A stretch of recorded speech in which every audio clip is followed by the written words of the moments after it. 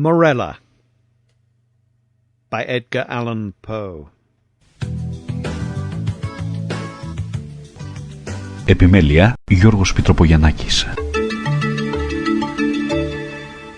With a feeling of deep yet most singular affection, I regarded my friend Morella. Thrown by accident into her society many years ago, my soul, from our first meeting, burned with fires it had never before known. But the fires were not of Eros, and bitter and tormenting to my spirit was the gradual conviction that I could in no manner define their unusual meaning, or regulate their vague intensity. Yet we met, and fate bound us together at the altar, and I never spoke of passion, nor thought of love. She, however, shunned society, and attaching herself to me alone, rendered me happy. It is a happiness to wonder, it is a happiness to dream. Morella's erudition was profound. As I hoped to live, her talents were of no common order. Her powers of mind were gigantic. I felt this, and in many matters became her pupil. I soon, however, found that, perhaps on account of her Pressburg education, she placed before me a number of those mystical writings which are usually considered the mere dross of the early German literature. These, for what reason I could not imagine, were her favourite and constant study, and that, in process of time, they became my own, should be attributed to the simple but effectual influence of habit and example. In all this, if I err not, my reason had little to do. My convictions, or I forget myself, were in no manner acted upon by the ideal, nor was any tincture of the mysticism which I read to be discovered, unless I am greatly mistaken, either in my deeds or in my thoughts. Persuaded of this, I abandoned myself implicitly to the guidance of my wife, and entered with an unflinching heart into the intricacies of her studies. And then, when, poring over forbidden pages, I felt a forbidden spirit enkindling within me, would Morella place her cold hand upon my own, and rake up from the ashes of a dead philosophy some low singular words, whose strange meaning burned themselves in upon my memory. And then, hour after hour, would I linger by her side, and dwell upon the music of her voice, until at length its melody was tainted with terror, and there fell a shadow upon my soul, and I grew pale, and shuddered inwardly at those two unearthly tones. And thus joy suddenly faded into horror, and the most beautiful became the most hideous, as Hinnon became Gehenna. It is unnecessary to state the exact character of those disquisitions which, growing out of the volumes I have mentioned, formed, for so long a time, almost the sole conversation of Morella and myself. By the learned in what might be termed theological morality, they will be readily conceived, and by the unlearned they would, at all events, be little understood. The wild pantheism of Fichte, the modified Pelagianesia of the Pythagoreans, and above all, the doctrines of identity as urged by Schelling, were generally the points of discussion presenting the most of beauty to the imaginative Morella. That identity which is termed personal, Mr. Locke, I think, truly defines to consist in the sameness of a rational being, and since by person we understand an intelligent essence having reason, and since there is a consciousness which always accompanies thinking, it is this which makes us all to be that which we call ourselves, thereby distinguishing us from other beings that think, and giving us our personal identity. But the principium individuationis, the notion of that identity which at death is, or is not, lost for ever, was to me, at all times, a consideration of intense interest, not more from the perplexing and exciting nature of its consequences than from the marked and agitated manner in which Morella mentioned them. But indeed, the time had now arrived when the mystery of my wife's manner oppressed me as a spell. I could no longer bear the touch of her wan fingers, nor the low tone of her musical language, nor the lustre of her melancholy eyes. And she knew all this, but did not upbraid. She seemed conscious of my weakness or my folly, and smiling, called it fate. She seemed also conscious of a cause, to me unknown, for the gradual alienation of my regard, but she gave me no hint or token of its nature. Yet was she woman, and pined away daily. In time the crimson spot settled steadily upon the cheek, and the blue veins upon the pale forehead became prominent. And one instant my nature melted into pity, but in the next I met the glance of her meaning eyes, and then my soul sickened, and became giddy with the giddiness of one who gazes downward into some dreary and unfathomable abyss. Shall I then say that I longed with an earnest and consuming desire for the moment of Morella's decease? I did, but the fragile spirit clung to its tenement of clay for many days, for many weeks, and irksome months, until my tortured nerves obtained the mastery over my mind, and I grew furious through delay, and with the heart of a fiend cursed the days and the hours and the bitter moments, which seemed to lengthen and lengthen as her gentle life declined, like shadows in the dying of the day.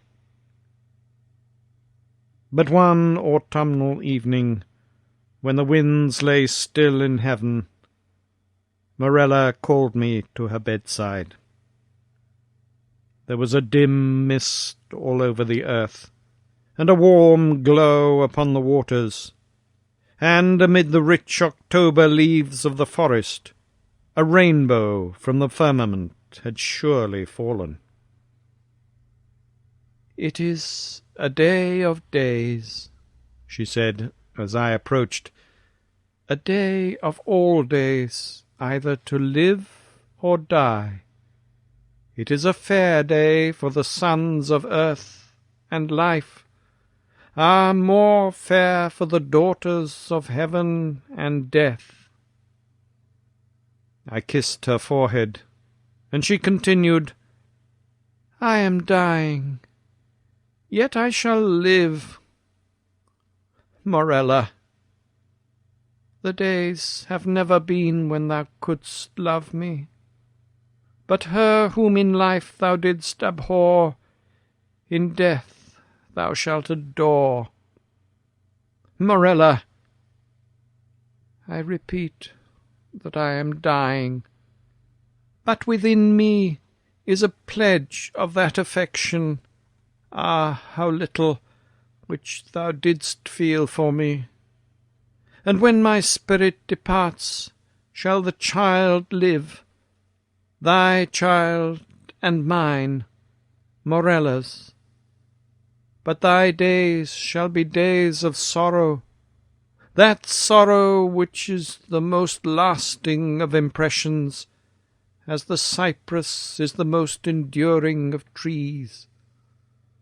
For the hours of thy happiness are over, and joy is not gathered twice in a life, as the roses of peacedom twice in a year. Thou shalt no longer then play the Teian with time, but being ignorant of the myrtle and the vine, thou shalt bear about with thee thy shroud on earth, as do the Mussulmen at Mecca. "Morella!" I cried. "Morella! How knowest thou this?" But she turned away her face upon the pillow, and a slight tremor coming over her limbs, she thus died, and I heard her voice no more.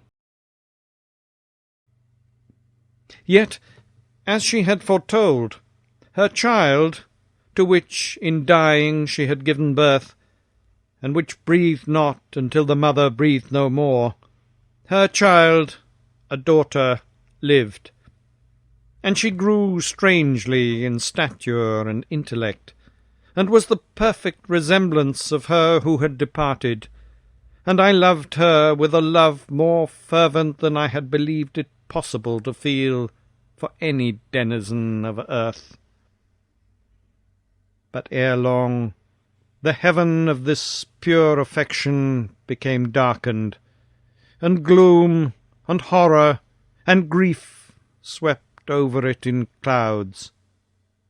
I said the child grew strangely in stature and intelligence.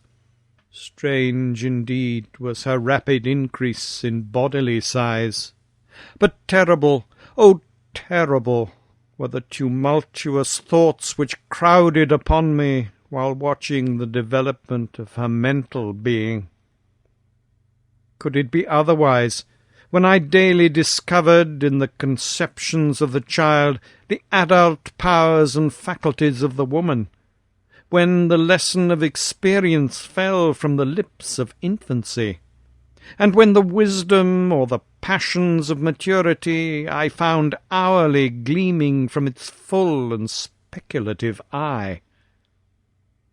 When, I say, all this became evident to my appalled senses, when I could no longer hide it from my soul, nor throw it off from those perceptions which trembled to receive it, is it to be wondered at that suspicions of a nature fearful and exciting crept in upon my spirit, or that my thoughts fell back aghast upon the wild tales and thrilling theories of the entombed Morella? I snatched from the scrutiny of the world a being whom destiny compelled me to adore, and in the rigorous seclusion of my home watched with an agonizing anxiety over all which concerned the beloved. And as the years rolled away, and I gazed day after day upon her holy and mild and eloquent face, and pored over her maturing form, day after day did I discover new points of resemblance in the child to her mother, the melancholy and the dead. And hourly grew darker these shadows of similitude, and more full and more definite, and more perplexing, and more hideously terrible in their aspect. For that her smile was like her mother's I could bear, but then I shuddered at its too perfect identity. That her eyes were like Morella's I could endure, But then they too often look down into the depths of my soul with Morella's own intense and bewildering meaning.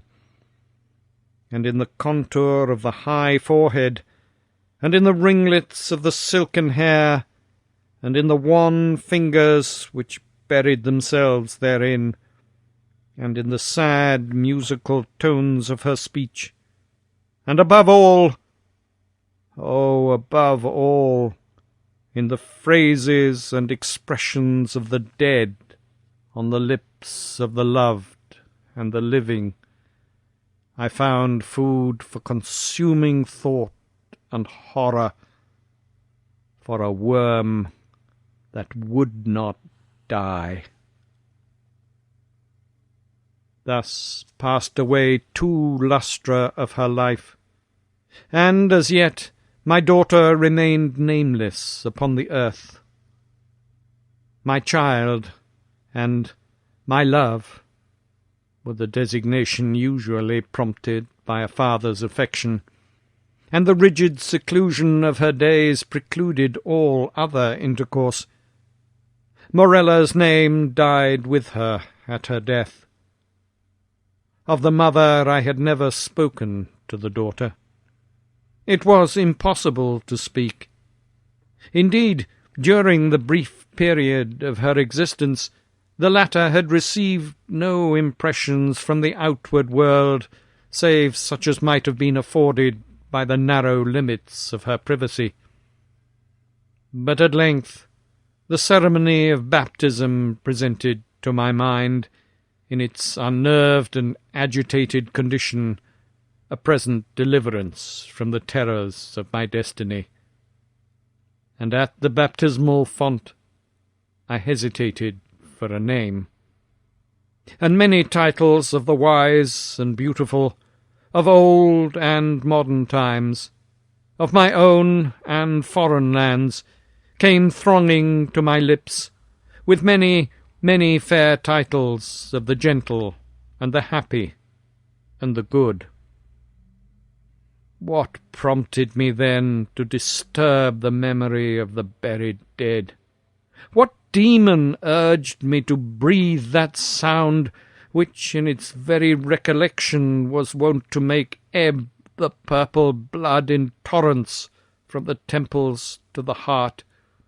What fiend spoke from the recesses of my soul, when, amid those dim aisles, and in the silence of the night, I whispered within the ears of the holy man the syllables, Morella? What more than fiend convulsed the features of my child, and overspread them with hues of death, as, starting at that scarcely audible sound, she turned her glassy eyes from the earth to heaven, and falling prostrate on the black slabs of our ancestral vault, responded, I am here.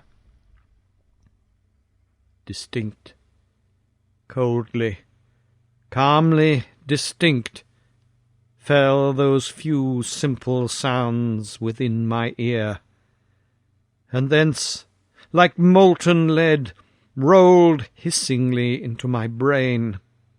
Years may pass away, but the memory of that epoch never.